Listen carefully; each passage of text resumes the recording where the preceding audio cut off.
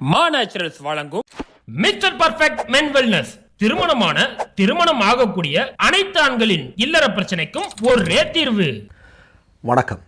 பெரியாரியத்தையும் திராவிடத்தையும் தரக்குறைவாக விமர்சனம் செய்து கொண்டிருக்கக்கூடிய சங்க பரிவாரங்களுடைய அடிவருகடிகளாக இருக்கக்கூடிய நாம் தமிழர் கட்சியையும் அதனுடைய தம்பிகளையும் அதனுடைய தலைவராக இருக்கக்கூடிய சீமானுக்கும் நம்முடைய தமிழ்நாடு செருப்படி கொடுத்திருக்கிறது. திராவிடம் என்பது என்ன? சாதாரணமான சித்தாந்தமா? சாதாரணமான தத்துவமா?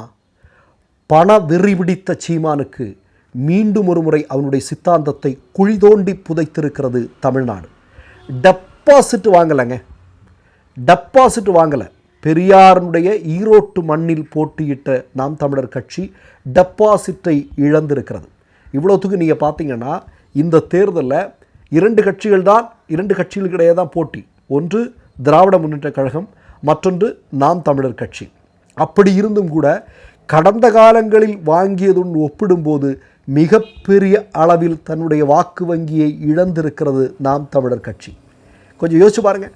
மற்ற கட்சிக்காரெல்லாம் நாம் தமிழர் கட்சிக்கு போடவே விரும்பலை. சரி, பொதுஜனங்கள் இப்போ பொதுவாகவே நீங்கள் ஒரு வாட்டி தேர்தல் வருது அப்படின்னா அந்தந்த கட்சி சார்ந்தவர்கள் இருப்பாங்க. நடுநிலைமையாளர்கள்னு ஒரு குரூப் இருக்கும் இல்லையா? அன்னைக்கு யார் வெற்றி பெறுவாங்க அவங்களுக்கு ஓட்டு போடுறவங்க, இல்லை காலங்காலத்துக்கும் நம்ம கட்சி வரல இந்த வாட்டி போட்டுருவோம் அப்படின்னு சொல்லி இந்த கட்சிக்கு போடுறவங்க. இப்படிப்பட்ட நடுநிலைமையாளர்களால் தான் இந்த ஓட்டிங் சிஸ்டத்திலே ஒரு மிகப்பெரிய மாற்றம் வரும்.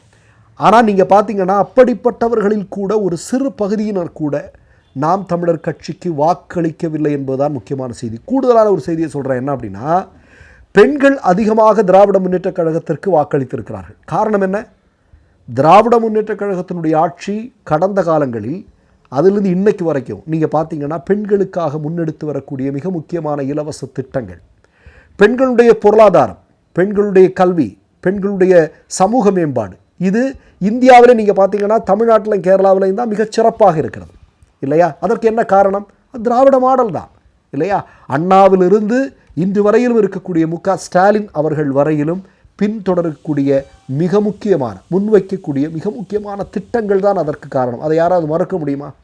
ஆனால் இங்கே பெரியாரியத்தை மிக மோசமாக, அதாவது எந்த விதமான உண்மையும் இல்லாமல் உண்மைக்கு புறம்பான செய்திகளை ஆர்எஸ்எஸ்காரன் ஒரு 60-70 வருஷத்துக்கு முன்னாடி சொன்ன விஷயங்களெல்லாம் திரும்ப இப்போ எடுத்துகிட்டு வந்து அவன் பேசிகிட்டு இருக்கிறான். சீமான் அப்படிங்கிற ஒரு பணவெறி பிடித்தவன் இல்லையா? அவன் பணவெறி பிடித்தவன் தான்.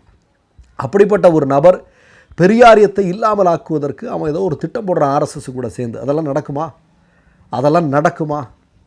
நான் என்ன சொல்கிறேன் நன்றாக கேட்டுக்கொள்.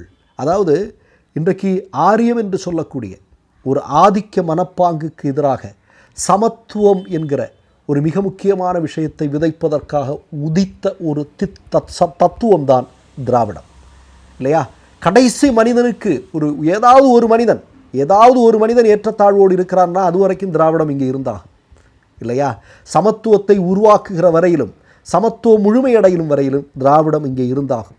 சீமான் மாதிரியான பணவெறியன்களை நீங்கள் தமிழ்நாட்டு மக்கள் இந்த மாதிரியாக ஒதுக்கி வைப்பது என்பது மிக முக்கியமான விஷயம். என்னுடைய வாழ்நாளில் எனக்கு அறிந்த சிறிய அரசியல் அறிவில் நான் சொல்கிறேன், இந்த அளவிற்கு அநாகரிகமான ஒரு மோசடியான பேர் வழியை சீமான் மாதிரியான ஒரு நபரை நான் சந்தித்ததே கிடையாதுங்க.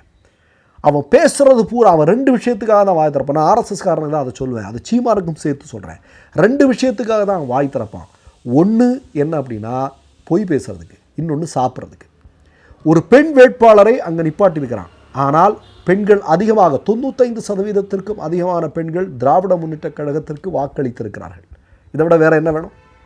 அப்போது இல்லாமலாகி கொண்டிருக்கக்கூடிய ஒரு சித்தாந்தமாக தமிழ்நாட்டு மக்கள் நாம் தமிழர் என்று சொல்லக்கூடிய கட்சியின் சித்தாந்தத்தையும் குழிதோண்டி புதைப்பதற்கு தயாராகிவிட்டார்கள் என்பதை ஈரோடு உறக்கச் சொல்லி இருக்கிறது. மற்றொரு நிகழ்வில் சந்திப்போம். நன்றி, வணக்கம். மை நேம் இஸ் ரெட் சேனலை சப்ஸ்கிரைப் பண்ணிக்கோங்க. அதுக்கப்புறமா பக்கத்தில் இருக்கிற ஜாயின் பட்டனை கிளிக் பண்ணீங்கன்னா ஒரு நியூ பேஜ் ஒன்று ஓப்பன் ஆகும். அதுலேயும் ஜாயின் பட்டனே கிளிக் பண்ணிக்கோங்க. அதில் பார்த்தீங்கன்னா credit card, debit card options இருக்கு. இதில் உங்களுக்கு விசா, மாஸ்டர் கார்டு, ரிப்பே அப்படின்னு 3 ஆப்ஷன்ஸ் கொடுத்துருக்காங்க. அதில் நீங்கள் எந்த கார்டு சூஸ் பண்ணுறீங்களோ அந்த கார்டோட நம்பர் என்டர் பண்ணிக்கோங்க. அப்புறமா கார்டோட வேலிடிட்டி மந்த் அண்ட் இயரை டைப் பண்ணிக்கோங்க. அடுத்தபடியாக உங்கள் கார்டோட பின்னால் சிவிசி கோடுன்னு சொல்லிட்டு 3 நம்பர்ஸ் கொடுத்துருப்பாங்க. அந்த நம்பரை இதில் என்டர் பண்ணிக்கோங்க. அப்புறமா அட்ரஸ் அண்ட் இன்ஃபர்மேஷன் என்டர் பண்ணிட்டு பைங்கிற பட்டனை கிளிக் பண்ணிக்கோங்க. ஒருவேளை உங்க கார்டு நம்பர் இன்வாலிட்னு காமிச்சிச்சுன்னா உங்க கார்டுல இன்டர்நேஷனல் யூசேஜை எனேபிள் பண்ணுங்க.